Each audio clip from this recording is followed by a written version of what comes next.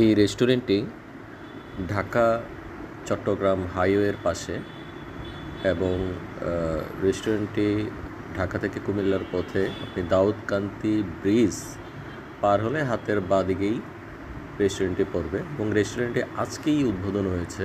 আজকে হচ্ছে 22 মে 2026 এবং এই রেস্টুরেন্টটি যে জায়গাটায় হয়েছে সেই জায়গাটায় আমি সবসময় ফিল করেছিলাম এখানে একটা রেস্টুরেন্ট হলে ভালো হতো, কারণ আগের সব রেস্টুরেন্টগুলি হচ্ছে আপনার মেঘনা ব্রিজের আশেপাশে। দাউদকান্দি ব্রিজ ক্রস করে আমি কোনো রেস্টুরেন্ট দেখিনি। সো এই অভাবটি এখন এই রেস্টুরেন্টটি ফুলফিল করেছে। আমি জানি না কেমন সার্ভিস হবে। আজকেই রেস্টুরেন্টের উদ্বোধন ছিল।